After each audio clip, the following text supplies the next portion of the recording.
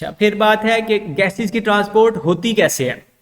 तो अब ऑक्सीजन आपने इनटेक करनी है और कार्बन डाइऑक्साइड आपने रिलीज करनी है। आपकी बॉडी के हर सेल को ऑक्सीजन चाहिए और हर सेल कार्बन डाइऑक्साइड प्रोड्यूस कर रहा है, तो उसको बाहर तक भेजना है। तो ये कौन करेगा?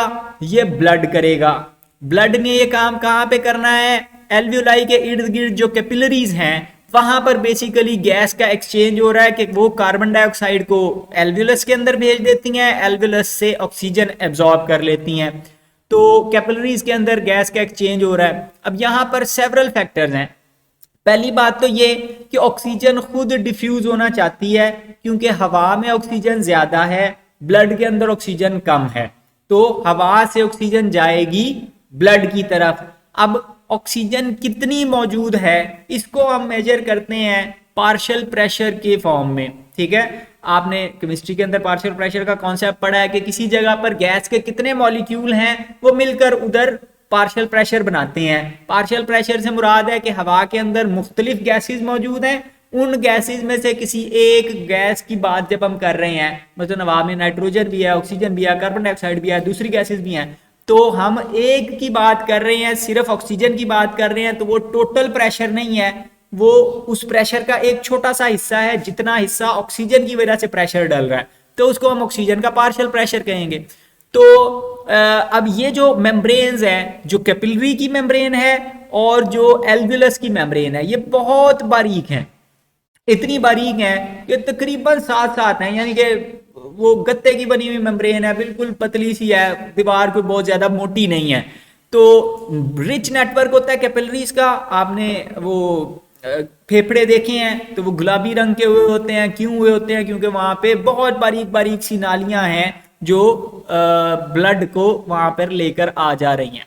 फिर एक और इम्पॉर्टेंट फैक्टर है हीमोग्लोबिन। हमारे ब्लड के अंदर सिर्फ पानी नहीं है, सेल्स हैं, और उन सेल्स के अंदर हीमोग्लोबिन है, जिसको हम कहते हैं ये रेस्पिरेटरी पिगमेंट है, यानी कि कलर्ड मॉलिक्यूल है और रेस्पिरेशन में हेल्प करता है, ऑक्सीजन की ट्रांसपोर्ट का काम करता है। तो ये रेड ब्लड सेल्स अगर आप देखें, ये यहाँ पे आपको एक रेड ब्लड सेल काट के दिखाया हुआ है, ये red blood cell fully packed, jam packed होता है हीमोग्लोबिन से। इस सेल के अंदर कुछ और नहीं है यहाँ, यानी उसके अंदर न्यूक्लियस भी नहीं है, कोई चीज नहीं है, सिर्फ हीमोग्लोबिन हीमोग्लोबिन हीमोग्लोबिन। हजारों मॉलिक्यूल हीमोग्लोबिन के भरे हुए हैं। ये हीमोग्लोबिन का एक बड़ा सा पैकेट है।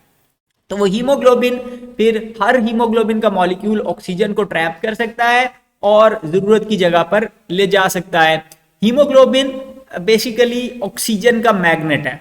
ठीक है, जैसे ही ऑक्सीजन के नजदीक पहुंचता है तो ये ऑक्सीजन को कैच कर सकता है, अट्रैक्ट कर सकता है और फौरी तौर पर उसके साथ कंबाइन करके ऑक्सी हीमोग्लोबिन बनाता है। ऑक्सीजन और हीमोग्लोबिन आपस में मिलकर ऑक्सी हीमोग्लोबिन बनाते हैं। ऑक्सी हीमोग्लोबिन वो दोनों आपस में जुड़ तो जाते हैं, लेकिन वो अनस्टेबल है, यानी कि वो पक्का बॉन्ड नहीं बन गया कि कभी उसने टूटना, अलग ही नहीं होना, बल्कि वो अनस्टेबल है। वो वक्ती तौर पर उसके साथ जुड़ता है लेकिन उससे अलग भी हो सकता है। जब वो ऑक्सी हीमोग्लोबिन टूटती है तो ऑक्सीजन अलग हो जाती है, हीमोग्लोबिन अलग हो जाती है।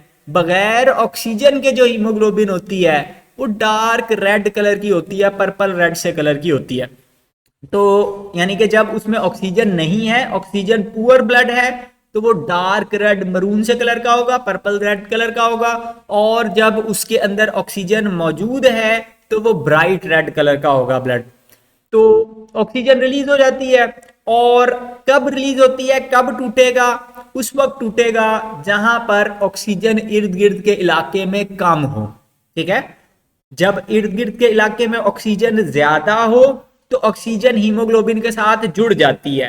जब हीमोग्लोबिन किसी ऐसे इलाके में पहुंचती है जहां पर इर्द गिर्द ऑक्सीजन मौजूद ना हो, कम ऑक्सीजन मौजूद हो, तो वो टूटती है, ऑक्सीजन को रिलीज कर देती है। तो हमारे लिए ये चीज फायदे का बाइस है कि फेफड़ों में जाकर वो ऑक्सीजन को अट्रैक्ट करना शुरू कर देती है, मसल्स में और दूसरी जगहों पर जाकर वो ऑक्सीजन को रिलीज करना शुरू कर देती है।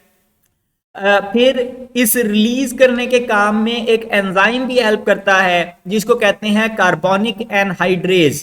तो ये कार्बोनिक एनहाइड्रेज भी हीमोग्लोबिन और ऑक्सीजन को अलहदा करने में हेल्प करता है, मसल्स वगैरह में जाकर ब्लड के अंदर एंजाइम मौजूद होता है।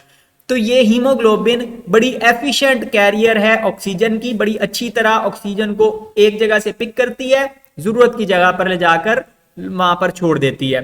तो अलबत्ता कुछ अमाउंट में, बहुत थोड़ी अमाउंट में ऑक्सीजन प्लाज्मा के अंदर भी डिसॉल्व हो सकती है। आपको पता है पानी के अंदर भी तो कुछ ना कुछ ऑक्सीजन डिसॉल्व हो सकती है, और ब्लड मोस्टली पानी ही है, तो उस पानी के अंदर भी वो डिसॉल्व हो जाती है और हीमोग्लोबिन के साथ भी जुड़ी हुई होती है।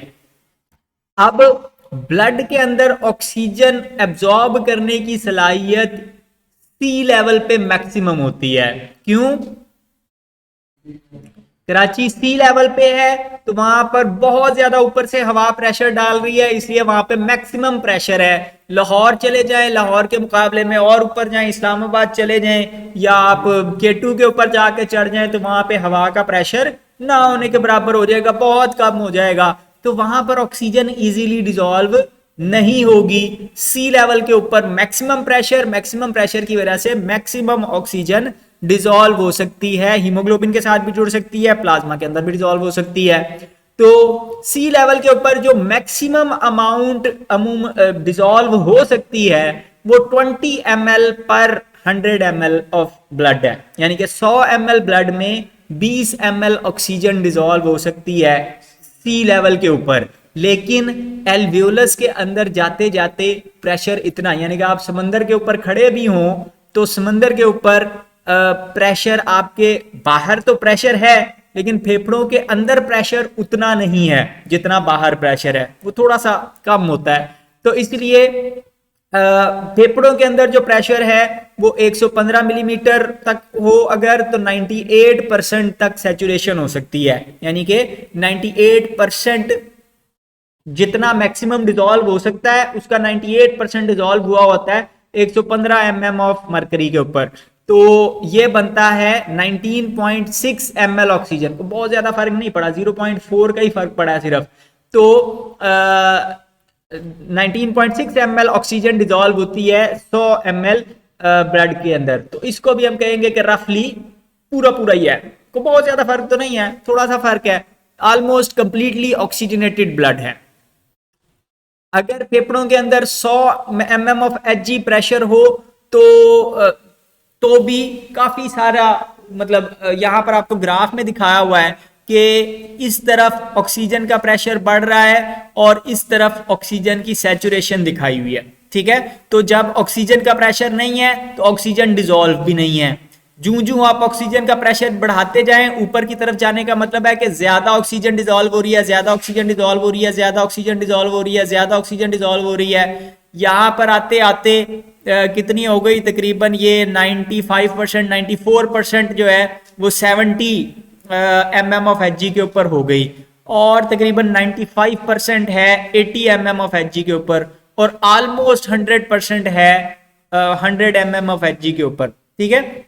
अब क्या है कि जब यही आप ब्लड, मतलब लंग्स के अंदर रफली इस इलाके में जितना ब्लड ऑक्सीजन यहां पे डिसॉल्व हो रही है इतनी डिसॉल्व होगी, लेकिन जब आप जाएंगे वापस मसल्स के अंदर तो मसल्स के अंदर ऑक्सीजन है ही नहीं, ऑक्सीजन का पार्शियल प्रेशर है ही नहीं, तो वहां पर हो जाएगा 60 mm ऑफ Hg, तो वो तकरीबन इतनी ऑक्सीजन डिसॉल्व कर सकेगा। तो दरमियान वाली जो ऑक्सीजन है वो कहां जाएगी, वो रिलीज हो जाएगी, वो मसल्स में चली जाएगी, ठीक है। फेफड़ों के अंदर प्रेशर ज्यादा है ऑक्सीजन का तो वो डिसॉल्व हो गई, रफली 100% हम कहते हैं कि ऑक्सीजन डिसॉल्व हो गई, जितनी मैक्सिमम हो सकती थी उतनी हो गई। अब वो गए फेफड़ों में, फेफड़ों से गए मसल्स में, मसल्स के अंदर ऑक्सीजन मौजूद ही नहीं है, ऑक्सीजन का पार्शियल प्रेशर है ही नहीं, तो अब क्या होगा कि ऑक्सी हीमोग्लोबिन टूटना शुरू हो जाएगी और ऑक्सीजन रिलीज होना शुरू हो जाएगी। तो उतनी ज्यादा ऑक्सीजन को वहां पर स्टोर नहीं रख सकती, लिहाजा एक्स्ट्रा ऑक्सीजन रिलीज हो जाएगी। तो ज्यादातर टिश्यूज में और सेल्स में आसानी के साथ वापस टूट जाती है और ऑक्सीजन को रिलीज कर देती है, और काफी ज्यादा मिकदार में ऑक्सीजन वहां पर रिलीज हो जाती है। 3 इंपॉर्टेंट फैक्टर्स हैं जो ऑक्सीजन की और हीमोग्लोबिन की बाइंडिंग कैपेसिटी के ऊपर इफेक्ट डालते हैं और ये हमारी लाइफ को कंट्रोल करते हैं। कौन कौन से हैं? कार्बन डाइऑक्साइड, टेम्परेचर और पीएच। कार्बन डाइऑक्साइड अगर ज्यादा हो किसी जगह पर, तो हीमोग्लोबिन क्या करता है, हीमोग्लोबिन कार्बन डाइऑक्साइड के साथ जुड़ना शुरू कर देता है, ऑक्सीजन को छोड़ देता है। ठीक है, तो उसकी वजह से क्या होता है, ये हमारे फायदे की बात है नुकसान की बात है? आपके पीछे कुत्ता पड़ा हुआ है, आपके मसल बहुत ज्यादा एक्सरसाइज कर रहे हैं, नतीजा क्या है कि वहां पे कार्बन डाइऑक्साइड ज्यादा है। क्या होगा कि वहां पर जो हीमोग्लोबिन गुजर रही थी वो क्या करेगी, वो ऑक्सीजन को छोड़ेगी, कार्बन डाइऑक्साइड को पकड़ लेगी। नतीजा क्या निकलेगा कि ऑक्सीजन आपके मसल को मिल जाएगी। तो आपको फायदा हुआ नुकसान हुआ? ठीक है, उस वक्त जहां आपको जरूरत है तो वहां पर ऑक्सीजन को लिबरेट करने में, ऑक्सीजन को छोड़ने में हेल्प करती है कार्बन डाइऑक्साइड। कि कार्बन डाइऑक्साइड ज्यादा होगी तो वहां पे हीमोग्लोबिन ज्यादा टूटेगी और उसकी वजह से ऑक्सीजन की सप्लाई हो जाएगी। तो कार्बन डाइऑक्साइड की कंसंट्रेशन ज्यादा हो, ऑक्सीजन की टेंशन वहां कम हो जाती है। हीमोग्लोबिन ज्यादा देर ऑक्सीजन को कंट्रोल नहीं रख सकती, अटैच नहीं रख सकती। नतीजा ये होता है कि जितनी ज्यादा कार्बन डाइऑक्साइड उतनी ही ज्यादा वहां पर ऑक्सीजन रिलीज होती है।